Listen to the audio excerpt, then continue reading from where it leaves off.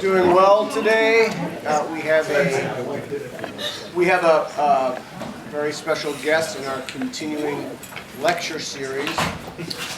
The guest today is Dr. Phil Smith. He has a PhD in philosophy, but he's the chair of George Fox University's Religious Studies. That's right. Religious Studies Department. And it would not be an exaggeration to say that his talk today and his work in general is antithetical to what I want to do intellectually and where I want to move the society and the culture. It's true, but that said, I think that you need to hear the other side, and you need to make an evaluation of these arguments and ideas yourself, and that's why he's been gracious enough to come in. I will say two more things.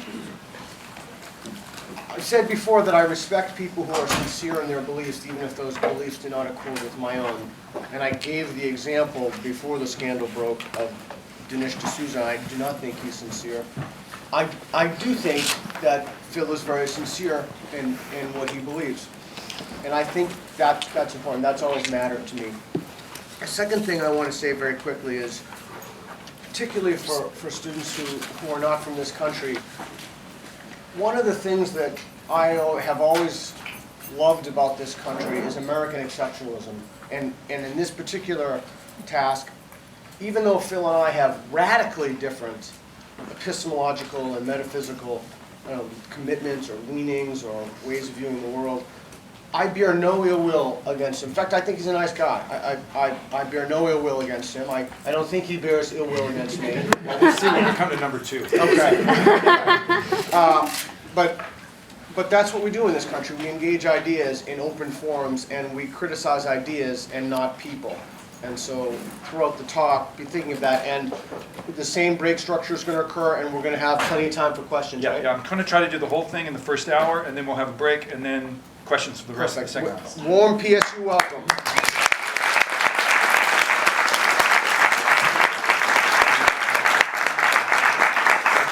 Thank you very much. Just a couple words about myself, and then we'll plunge into this thing.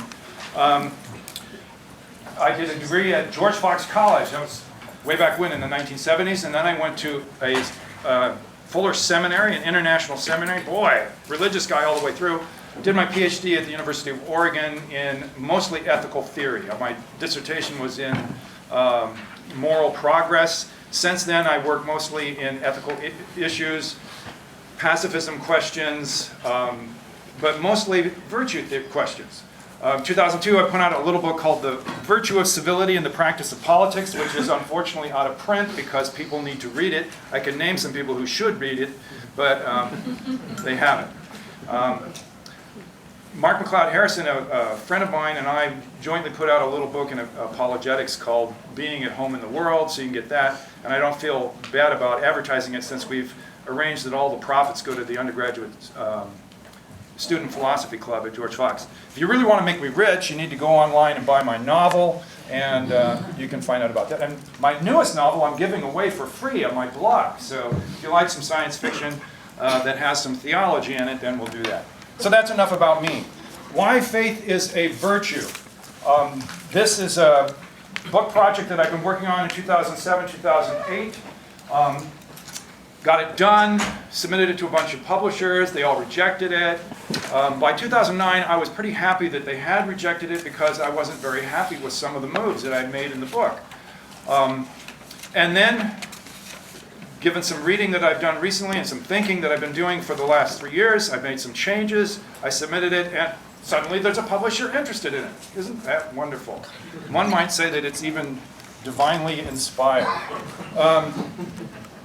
The point, maybe the better lesson to learn from that, is that intellectual problems are not easy, and you might have to work on them for several years. And you can come back to a problem and keep working on it and make some success. And don't get discouraged if you haven't figured it out in 3 months.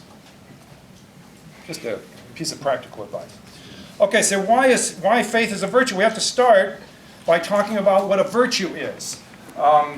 And this is not really that hard. There's a lot of literature in virtue theory, and most of the authors will agree on some main features.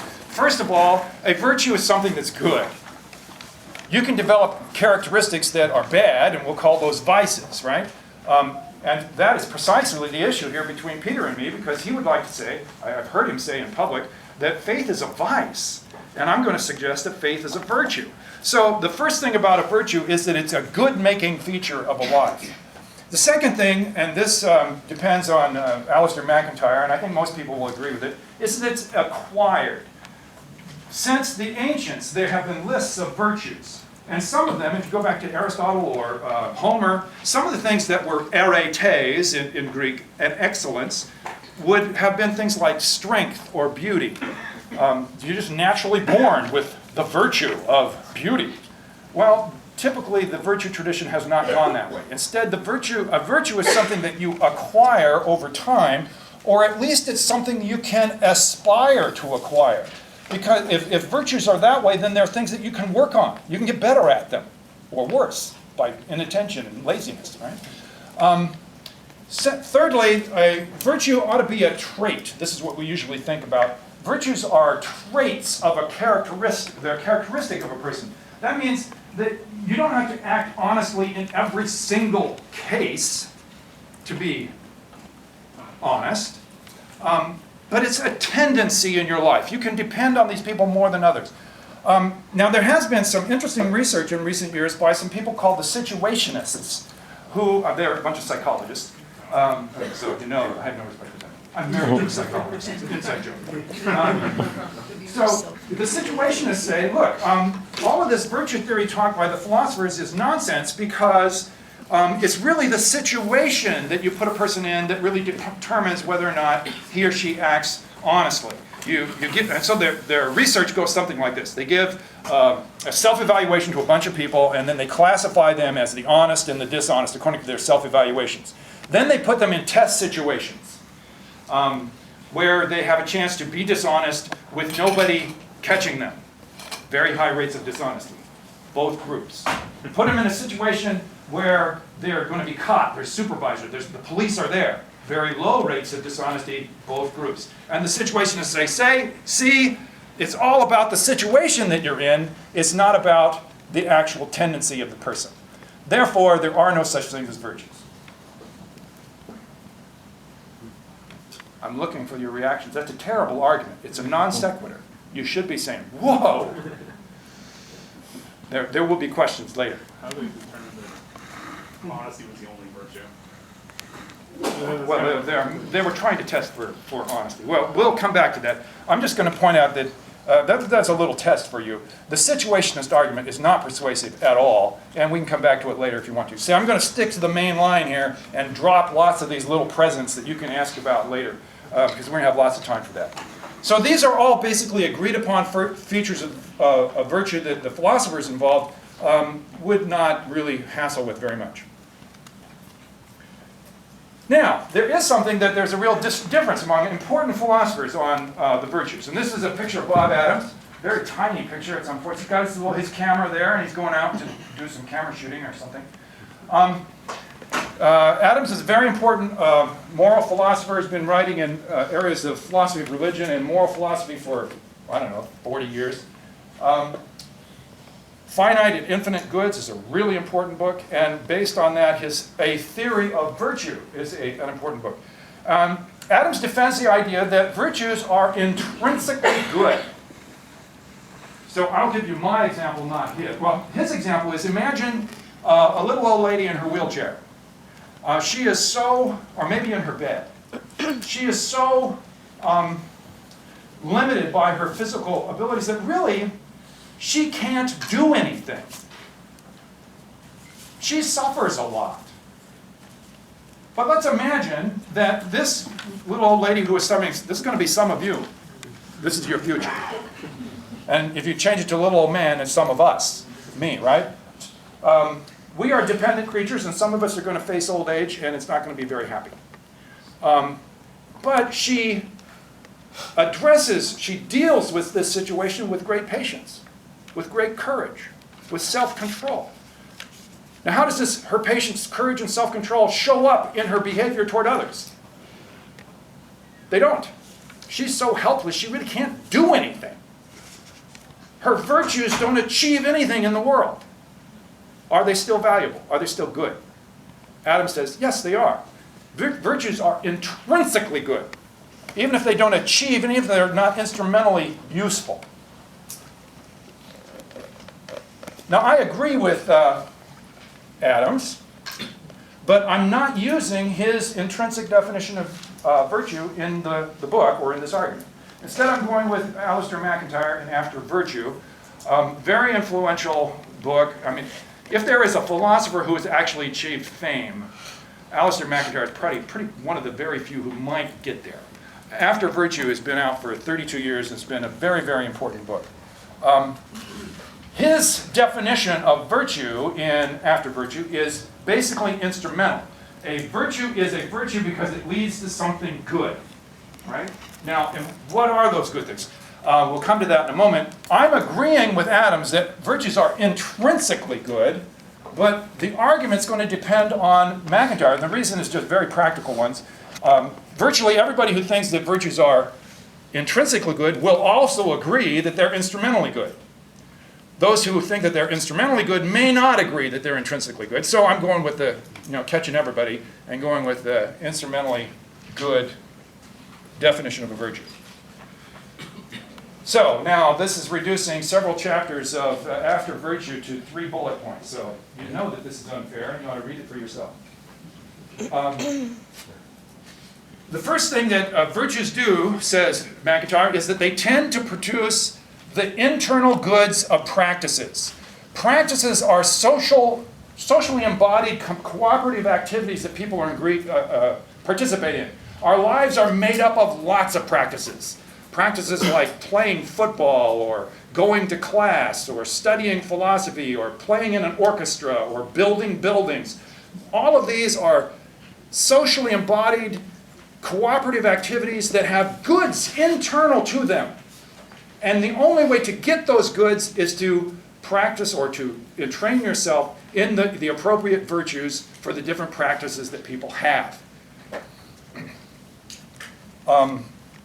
Mere skills, McIntyre says, throwing a football with skill is not a practice. You could do that all by yourself. But playing football is a practice because it depends on being socially interactive with other people. Now, be careful. Gardening, even if you do it alone, is a practice. Because when you garden, you participate according to the standards of excellence that other gardeners have established. I mean, you can't just go down the street throwing pebbles and saying, I'm a gardener, I'm a gardener, I'm a gardener. You have to conform to the standards of excellence of the practice, and that's a socially established activity, right? So you can't just do anything you like and call it architecture. You have to conform to what the architects do. Okay, so, and virtues are helpful in producing the internal goods and practices, he says. But in living good lives, we don't want to just, there are literally thousands, maybe more than that, of practices that you can choose to be part of your life. You can't do them all. That's one of the problems of the good life, is you can't do all the good things that are available to you. So you have to choose. So virtues have a second use, that they train us or they sustain us in our search for the good life. Part of the good life is the search to understand what the good life is. The good life is not handed down to you by some great person off of the mountaintop who says, this is the way to live, it's good. No, this is something that we search for together. We have to argue about it. Even the very extreme divisions between Peter and me can be seen as an internal search together for the good life. And we need virtues in order to do this. One of the virtues Peter just pointed to, we have to be honest with each other. The search for what the good life is will be undermined if we're dishonest with each other. The third point that he says, that virtues tend to sustain the traditions of practical reason. Descartes kind of had this idea that he could approach philosophical questions from square one, as if he was just all by himself, starting alone. Self-deception all the way down, isn't it? None of us do that. When Descartes was thinking, he was thinking in French. Who made it up? He inherited it. It was a gift to him. Or maybe Latin. But Latin was certainly a gift to him because he had to go to school and people had to teach it, had to drive it into him. You think with the gifts given to you by prior generations, we all do, we ought to face up to it and we ought to be grateful for it. Gratitude is one of the virtues, by the way. It helps us inhabit the traditions of intellectual inquiry that we're part of. So these are notice that all of these definitions of virtue that McIntyre has are instrumental. Virtues are good because they tend to get us the results of these good things. Right? So that's what I'm going with as a definition of a virtue. So here are some examples of McIntyrean virtues, and there are many, many others. Humility. Suppose, and this is an example from Iris Murdoch, suppose you want to learn Russian. Guess what?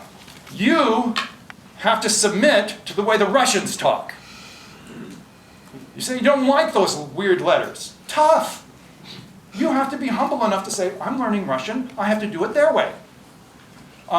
There is a certain amount of humility necessary in the beginning stages of all practices. And this is a big problem for one that most of you have left behind by a few years, but so you can remember this, the practice of learning to drive. Very important socially established practice, and the adults teach the kids, and the adults get frustrated about it because the kids they think they know how to drive as soon as they turn the car on. They don't have the humility that they need. Honesty, which I already mentioned, helps us to debate the goals and standards of our practices. If a practice is going to endure over time, it has to change. So we have to have a debate within the tradition, within the practice. What does architecture mean today? It doesn't mean the same thing it meant 300 years ago. The skills, the kinds of things that we're going to do in architecture today are going to be different because we're having different problems. We have greater, bigger cities. How are we going to solve these architectural problems? In order to solve them, we have to have honest conversations with each other. So notice that courage is also going to be needed in any kind of a practice because at some point you have to challenge the way other people think about it. You have to challenge each other. So humility and honesty and courage and obviously persistence. Many of you are very aware of persistence about this stage in the semester. One thing that is absolutely necessary for success in this class is that you don't give up at the beginning, Thanksgiving time or even Halloween time. You've got to persist right through and keep reading. As I mentioned before, you could be working on a philosophical problem. I could be working on this particular book now for several years and felt very discouraged about it because I thought I made a mistake, and I did make a mistake, and now I solved the mistake. I'm moving ahead. Persistence is a good thing. And many others. Okay, we have a kind of an idea of what virtue is. The big question here is, what is faith? This is Ludwig Wittgenstein. My work study assistant said, I went on the web and I couldn't find any picture of Wittgenstein except ones that made him look like he was coming off drugs. So you have access to the internet here. See if some of you can find better pictures of Wittgenstein. I don't know what the deal was. Maybe the problem was he was working on some of the basic philosophical problems of the 20th century and he was a genius. He was Wittgenstein. That's a lot like saying Gates, son of Gates. Yeah. So this is Wittgenstein, son of Wittgenstein, the richest man in Austria. He gave it all away. Interesting character. Anyway, in the Blue Book he says, don't let a substantive, that is a word, make you assume that there is some reality corresponding to it. Just because you have a word doesn't mean that there is a thing. We often confuse ourselves. We go around saying, what is time? Augustine said to himself, I know what time is until somebody asks me, and then I can't explain it.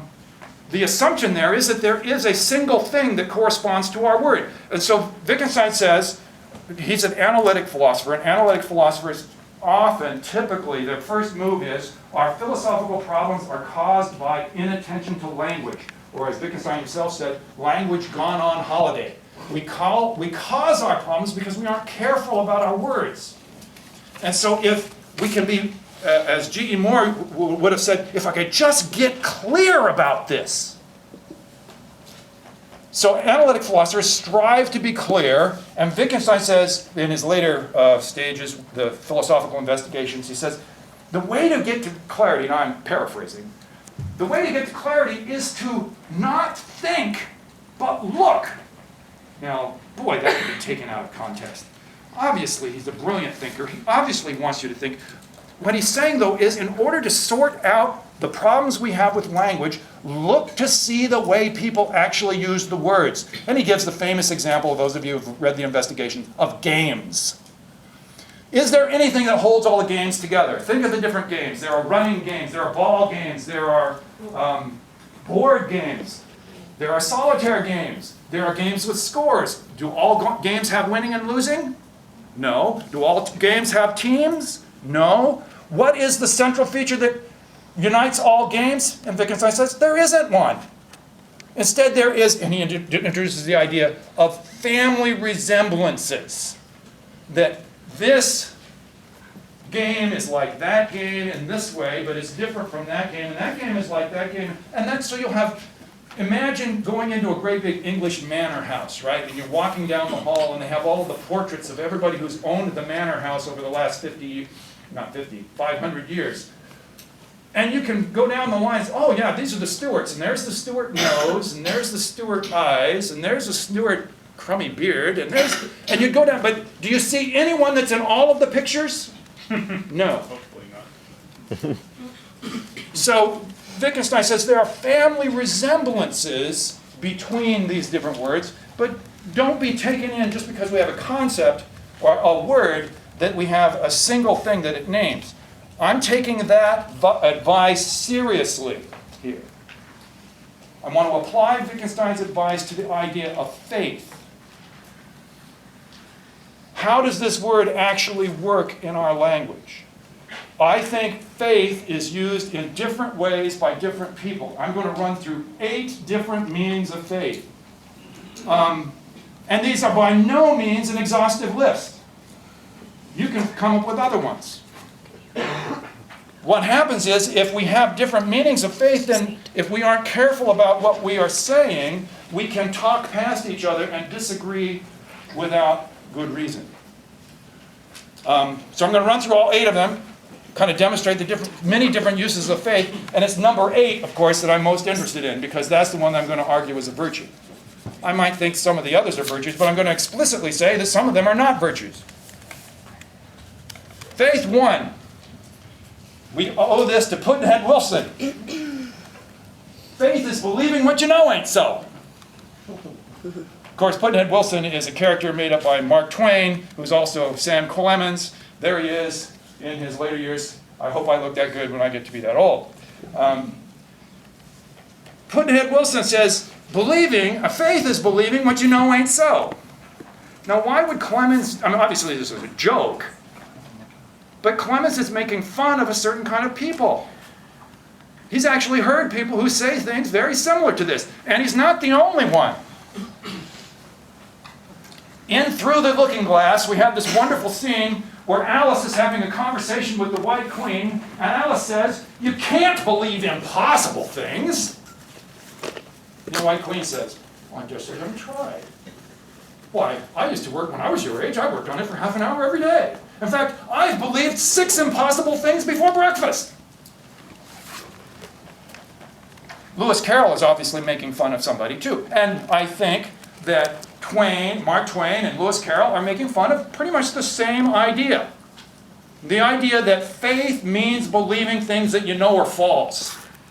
Faith means believing things that are logically impossible. Well, if that's what faith is, then it really is a vice. And I would be happy to be the first one to say it's a vice. It's important to say that this is a use of faith. Apparently, and we're talking 19th century here, that both Twain and Carroll noticed in some people, and I suspect you can probably find people today who would use faith sort of this way. A second version of faith. This is the idea that faith means believing without doubts. Now here you'll find some religious people, and they actually have some texts that seemingly support this. In the famous scene where Jesus has been walking on the water, and he invites Peter to walk on the water, and Peter starts, and then he sinks. And Jesus catches him and saves him. "Oh, you of little faith, why did you doubt?" So people get the idea that doubt and faith are inversely proportional. One goes up, the other goes down, right? So the more faith you have, the less doubt you have. The more doubt you have, the less faith you have. Now, whether or not this is a good interpretation of the biblical story, it's the idea that people have. That faith, how are we doing? Oh man, this is terrible. Got to go faster. There's apparent support in Scripture then. This can lead to an unwillingness to look at evidence. If you really think this way and you think that faith is a good thing, then you're not going to be ready to look at evidence. And in the extreme form, you'll say that there's no possible counter evidence to my belief. Now, I'm not sure, this is why the question mark here, I think this is the kind of faith that Peter Boghossian has noticed in some people.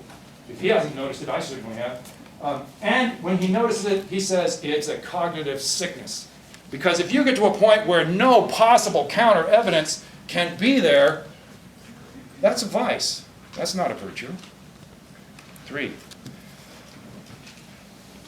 Some people think that faith is a special way of acquiring beliefs. There's a famous debate between, or series of articles between W.K. Clifford and William James about this, where William James apparently is arguing that there is a place for will, for desire, in choosing to believe. And to this day, you can find many people who will say, I choose to believe whatever it is that they're choosing to believe. Simon Blackburn, you can see here, is a philosopher at Oxford, and this is the kind of belief, kind of notion of faith that he is talking about in his book, Truth, a Guide.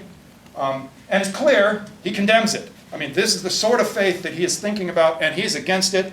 I think that it's more complicated than just being purely against it, because it varies from slight to extreme. So there might be variations in this kind of faith. But the idea here is that faith is a special way of getting to know things. Now notice about 2 and 3. People may have faith 2 and faith 3. They may think of faith both of those ways. Or they may think of only one or the other. So they're not coextensive.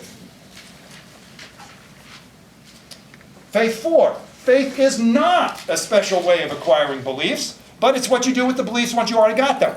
Now, you can find this in Arthur Holmes and C.S. Lewis. Now, faith 3 was clearly a case of people with religious faith, and often faith 4 is people with religious faith, but notice the clear contradiction between them.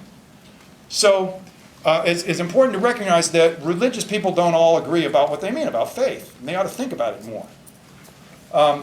It's important, if faith is not a way of acquiring beliefs, but what you do with them, this points to a helpful medieval distinction between fiducia and fidus. Fidus is kind of what we might say the content of what you believe.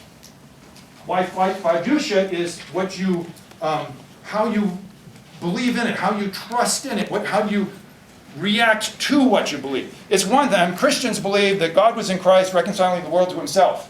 That's fidus. You just believe that that's true. If you commit yourself to that, if you depend on it, if you trust in it, that's fiducia. So obviously what Lewis and Holmes are talking about is fiducia, not fidus. Fidus you just get by ordinary means. Faith 5. Thomas Aquinas and Alvin Plantinga say that faith is a gift of God. Now here we really are dealing with religious faith. Later I'm not going to be talking about religious faith, strictly speaking. So faith is a gift of God for things that you need for salvation. This gift might be built in, and it seems that both Plantinga and Aquinas would think of it that way. It's kind of a natural thing that God gives you, kind of built in, and if things don't go wrong in life, you will just naturally develop to believe in God. We call it, and in Latin you'd call it the sensus divinitatis. You naturally are predisposed to believe that there's a thing here. It's kind of curved and ugly green. Because you can see it, right? Well, you are naturally disposed to believe in God in many situations in life, says Pliny. Now, Aquinas says that right reason can establish some things of the faith if people can think well. But for common people who can't learn Latin, I mean, for most people in Aquinas' day, most people were illiterate and couldn't read. I don't suppose that was redundant, was it? God might just give them faith directly, but some things can be figured out. Simple folk may have to believe by faith. Of course, there are some things that nobody can figure out, and we'll have to have faith for them anyway. Faith 6. This depends on J. Wood, I think, made a very important point. He distinguishes between thin faith and thick faith. Thin faith is what he refers to as, would describe as that trust, or again, we're back to the fiducian notion of faith, that trust that we all put in basic epistemic faculties. We all do it, or else we can't do intellectual work at all.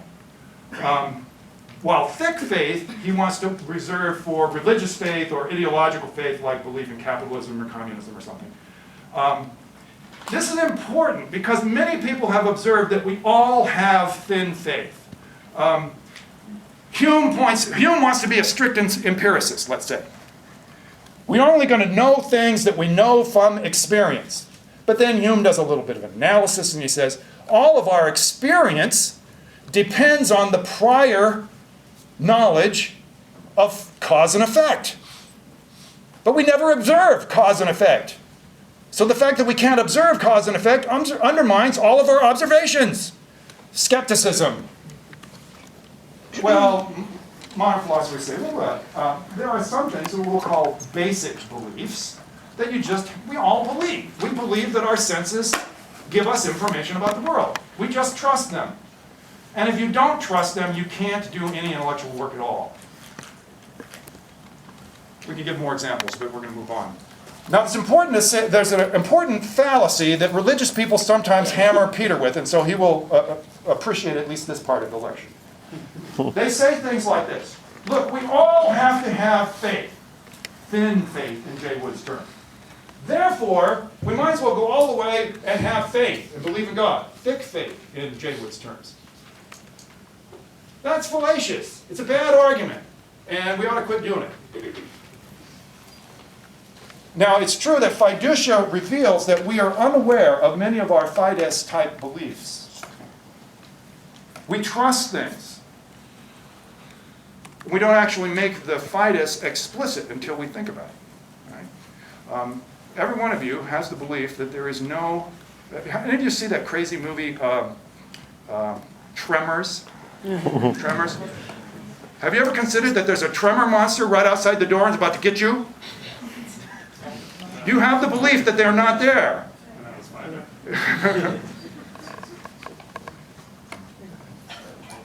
Faith 7. I've been very happily reading Esther Meek this year. She has been reforming my epistemological positions on a lot of things because she's really introducing me to really take Michael Polanyi seriously. Faith, she says, is a part of, an indispensable part of, the normal act of knowing. Where we, now we're going to use Polanyi's term, we rely on the subsidiary knowledge so that we can focus on the thing that we want to learn. Polanyi's example is, think of the doctor. Now, of course, he's before MRIs. So this doctor has a probe, and he's trying to decide, is there a tumor there? The probe is inside the person. So he's holding the probe, and he's concentrating deep inside this person's body, and no tumor. He's focusing out here. The subsidiary is the way the thing, it actually will be felt. It'll be felt in your hand. Not just anybody can pick up a probe and be able to do good medical work. It takes a lot of training. It takes a lot of practice so that you know, oh, that feels. You know what it feels like. We inhabit subsidiary knowledge so that we can focus on this thing out here that we're trying to learn, says Polanyi. And Meek points out that there's faith involved in both places. You're trusting the thing that you have learned, and you're trusting there's something out there that you're going to discover. You all have been through this. At one point in time in your life, somebody put some marks on a piece of paper and they said, D, duh. And you learned your letters, right? Or maybe you were watching Sesame Street, I don't know. And there was a time when you had to focus on the letters, and your focal attention was on putting it together so you could say, sheep. But now that you're a good reader, and you're reading Wittgenstein, you're working your tail off, and you're not paying attention to the letters. You're paying attention to this very difficult concept out here. You are inhabiting what was prior a focal part of your attention has now become such a part of you that you can focus on something out here. The key thing to point out here is that debates about faith will reveal our assumptions about epistemology in general. Okay, so there's a connection between epistemology and these different views of faith. Oh, finally, all of this is preliminary. Faith 8. I'm going to suggest that, and obviously this is not the definition of faith, right? We've run through a bunch of definitions of faith. This is a definition of faith. I think it covers many, I think, uses of faith. Faith is believing things that other people disbelieve and living in the light of those beliefs. These are things that are not known. There's a little bit here about Aquinas and Aquinas' interpretation of Hebrews 11:1. We're going to leave out the history part for a while. So, these are things that you do not, it doesn't count as faith if you know it, right? I know that the Giants won. Game won. So that is not faith, right? So it's things that you believe that you don't know.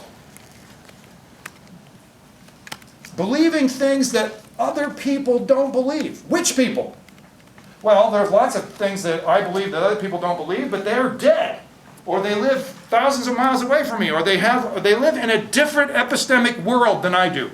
I'm not very worried about those things. I'm worried about Peter, because he lives in the same epistemic world as I do. He reads newspapers. He reads scientific reports. He's like me. He's epistemically close. He knows that modus ponens is a valid argument. Now, given my definition of faith that I'm working with, that faith is believing things that people who are epistemically close to you do not believe, we all have prima facie reasons for doubt. The mere fact that Peter exists and doesn't believe in God gives me reason, since he's epistemically close to me, to doubt believing in God. Therefore, faith typically, in the typical case, coexists with doubt. So obviously, I'm against the idea that we had back on, what was it, faith 2, that faith is opposed, that they're inversely proportional. I think it's possible, quite often, to have faith that coexists with doubt. What do you think about capital punishment? You think it should be abolished? Yes. You got to know that there are lots of really smart people who think that we need to have capital punishment. I better know this, and I think it should be abolished. Their existence gives me prima facie reason to doubt my position. But remember, back up one. Faith is believing other things and living in the light of these things. So it's fides and fiducia. If I just entertain the idea that capital punishment should be abolished and I don't do anything about it, then to what degree, well, at least I said something about it in public. Maybe that's something. My claim is that this definition catches much of the way we actually talk about faith. That it's believing in the presence of the doubt that is caused by the existence of people that we respect. I would want to use that word. The people that we respect don't agree with us. That gives us reason to doubt. Now I'm going to argue that that kind of belief, believing in the presence of doubt and living it, is a virtue. Here's the argument.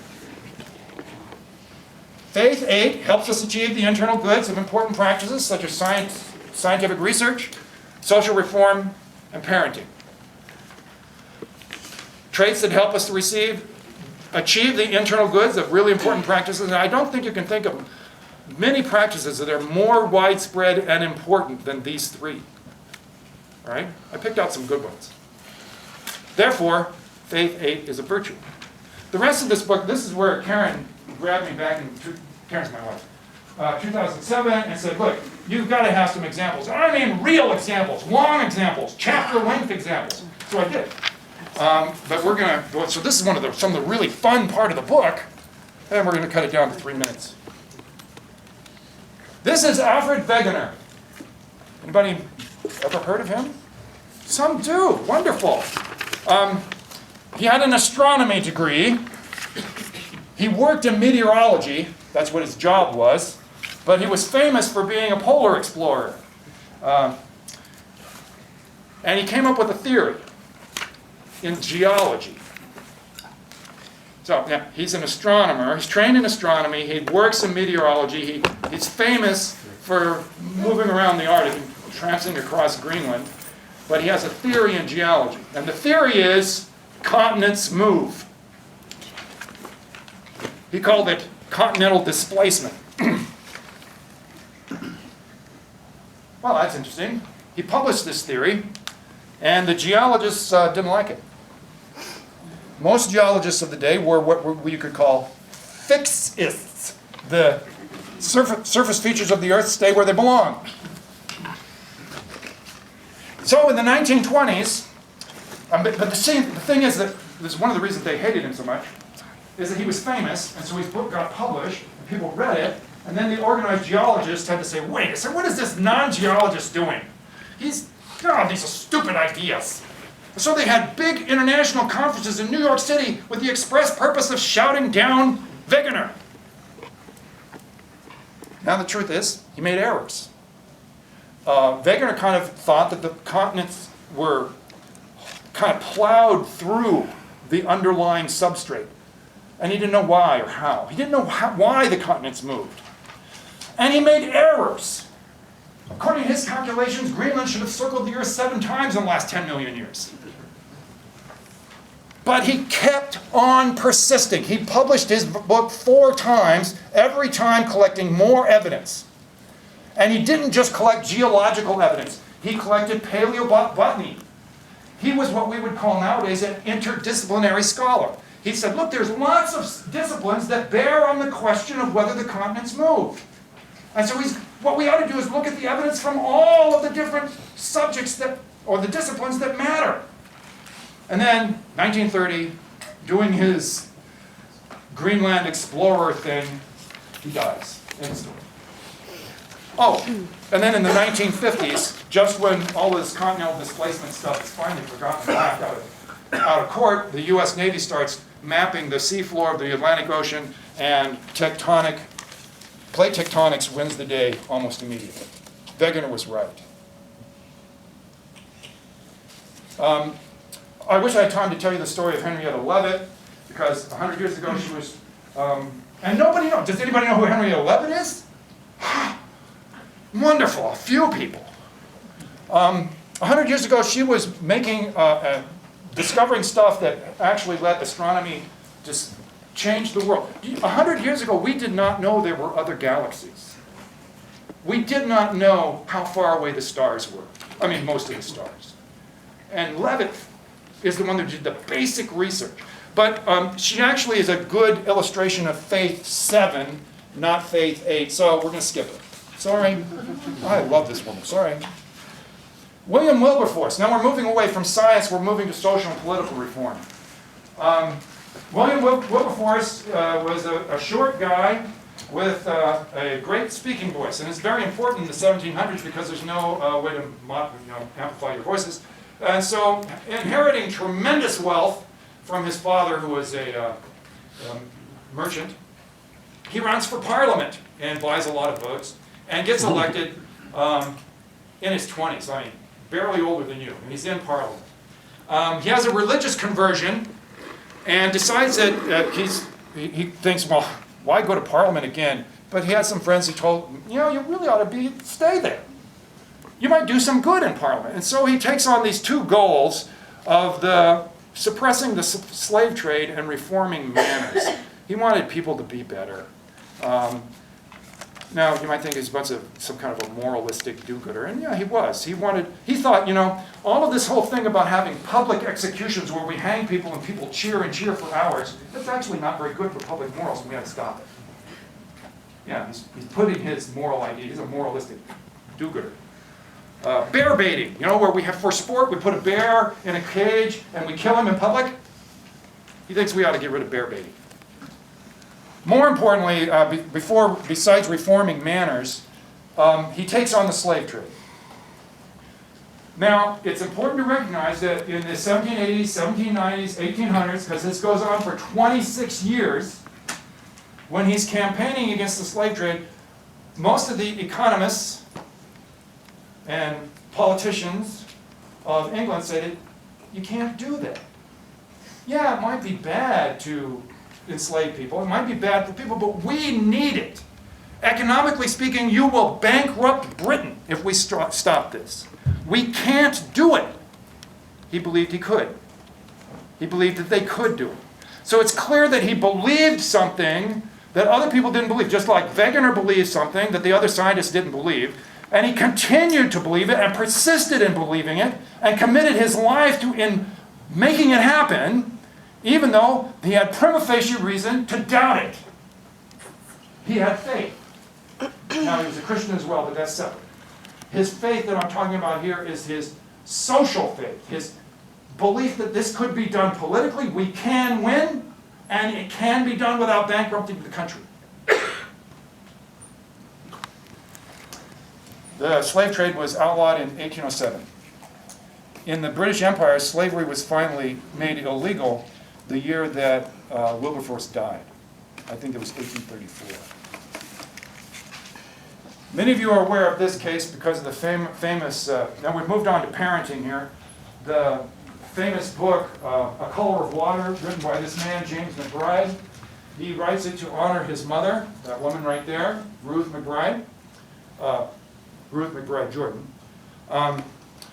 Ruth McBride Jordan was a little Jewish girl from Virginia who had an abusive father who ran away looking for love, and she found it with Dennis McBride, a black man in New York City, and they got married and they had a lot of fun and they started churning out children. Andrew McBride, or James McBride I should say, was number 8, she was pregnant when his father died. He was the last of the McBrides. And so she married Hunter Jordan, another black man, and had 4 more kids. 12 kids in the 1950s and 60s in the United States of America. Can you imagine in Harlem what might be some of the issues that she faces? Besides racism. And she's dirt poor. They are poor. She works in a bank where they have a free lunch counter. And she carries a very large purse. So that when she comes home at midnight, the kids can have something to eat. Right? 12 children. The challenges: black power, street gangs, drugs, little white woman with all these black kids. All these kids, and she's got the problem of bringing up their kids, and they don't know who they are. All my friends are black, and I got this white mom. What's going on here? So she's got to deal with all those kind of issues. And this is the 1960s, right? Tough stuff. Now, her explicit faith is Jesus is king. I mean, that's what she talks about. Because she goes to church all the time and she gets happy with all the other black women, except that she's not black. She was Jewish. She was Jewish when she was a kid. When she married Dennis, she was converted. In order to marry Dennis, she had to become a Christian. And she was enthusiastic about it. But her implicit faith is the faith that I wanted to talk about, is her belief that her kids could make it. If it doesn't have something to do with school, and if it doesn't have something to do with church, I don't care about it, we don't want it. It's our family. You don't talk to other people, you talk to us. It's a very weird family she's got. since she's going to work all the time, she sets up one of the older kids as the king or queen of the house. You got to do what the king or the queen of the house says, or mommy will kick your butt when she gets home. Now how many of you think that she's right? That you can raise 12 kids in this kind of a situation and succeed? Well, I mean, How do you define success? Yeah. the success was that she was the 13th college graduate. After they had all finished college, most of them on to advanced degrees, she went to college. That was the 13th.